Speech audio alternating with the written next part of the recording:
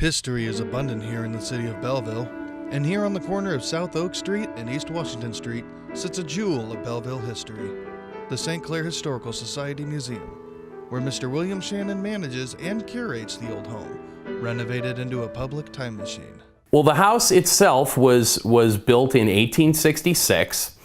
It was built for a family named the Dobschutz family. We know they moved in November of 1866. It is a typical floor plan for a large house of the time. And Mr. Dobschutz, Moritz Dobschutz, he owned Belleville's first full-service collections agency. He was a debt collector. And that's how he made his money. The Dobschutz family lives here until 1893. It gets split up into apartments right around the time of the First World War. It was split into 2 units around World War I, and then into 4 units around World War II. And that was the condition it was in when the Historical Society bought it in May of 1963. And it opened as a museum 4th of July, 1968. So this year it will be 50 years we've been here.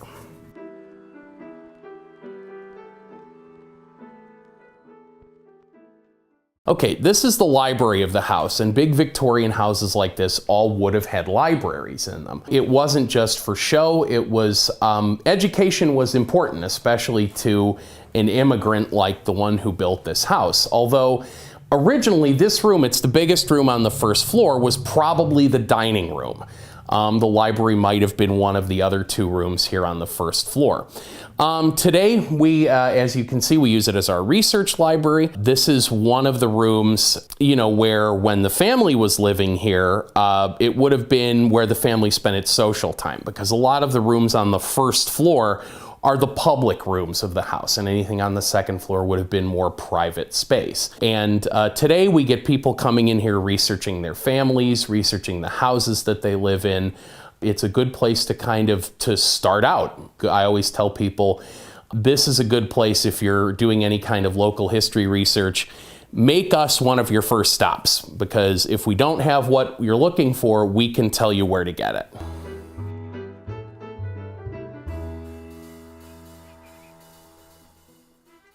Okay, this is the parlor of the house, and this is, if you were a guest in this house, this is a room you probably would have spent some time in. This is, the family recreated in here, they spent a lot of their free time in here, and free time would have been, it was kind of a new thing to the Victorian middle class, that they would have had time that they spent not working. But this is one of the rooms where the family would have put some of its best stuff. And you can see some things that they would have used for recreation, musical instruments, stereoscopes, things like that. So the parlor was kind of one of the show places of the house.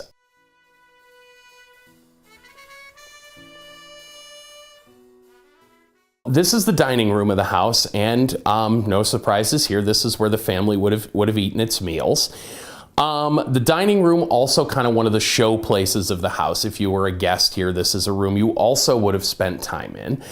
The food wouldn't have been cooked in the house. There was no kitchen that we know of. There was a separate building, actually, that would have been outside, kind of where the side yard is today. And actually we found the foundation of it in 2015 when we were putting a fence in.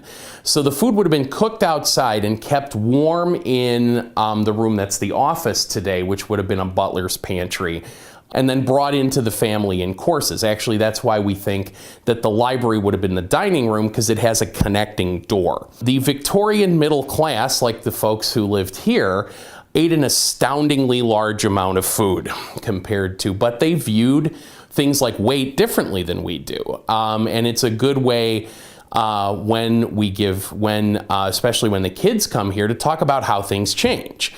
Because continuity and change, that's basically what history is. And with weight, today it's seen as being unhealthy if you're overweight. Back then, it was seen as a sign of prosperity, that you could intake a lot of calories that you didn't burn off working.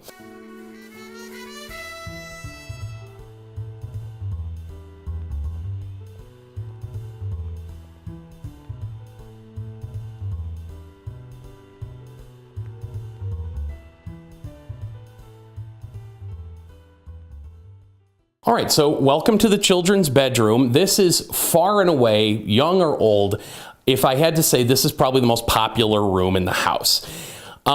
People have a connection to childhood. When they think about the past, you start to think about your personal past, and your childhood is definitely a huge part of that. That in the Victorian era, when this house was built, was when we first started thinking about childhood in the same way we do today.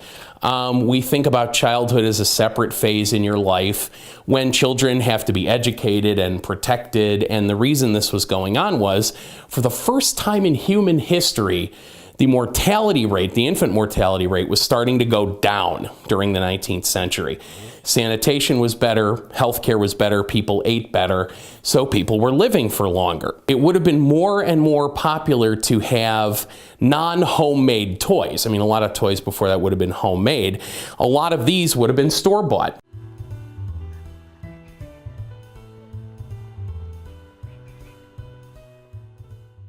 Well, this is the master bedroom, one of the most private spaces in the whole house, but still, as you can see, very decorative. The wallpaper in here, it's not from the period, but it's reproduction of something that might have been common in that time period. This being the master bedroom, like as I said, it's still very elegantly decorated, with the dresser and the bed and the washstand that are in here. One thing that's very different, and is sitting right here, they made art out of hair. It's a real period piece, and it shows you people didn't waste things. It wasn't a throwaway culture like some might argue our culture has turned into today. I mean, it was people knew scarcity in a way that they don't know it now. And I think that's a real interesting reflection of that.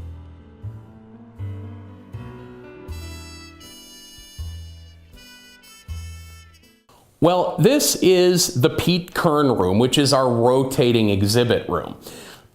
This, when it was the original house, this would have been another bedroom.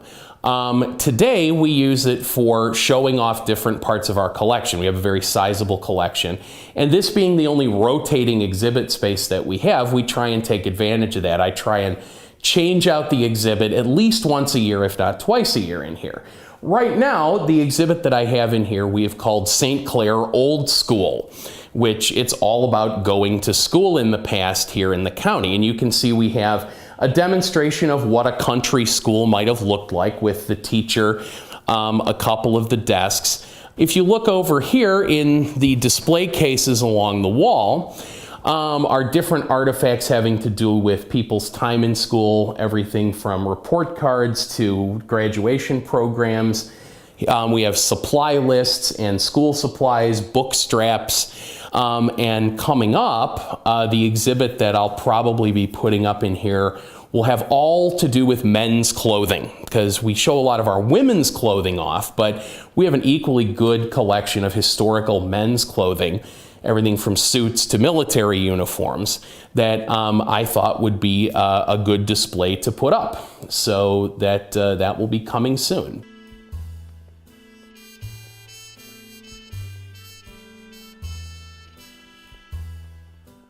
Yeah, I often do get asked, has there been any signs of any paranormal activity here? And what I can say is that I've worked here since I started volunteering here in October of 2011, and I started working here full time in March of 2012. And in my job, I've been here all times of the day or night, every time of year, and I have never seen, heard, smelled, nor felt anything that I couldn't otherwise explain. So that leaves you with two possible conclusions. Either A, there's nothing here, or B, whatever is here just doesn't like me. The museum is a great piece of Belleville history, and it's a great way for us to be able to look back and see how we got to where we are today.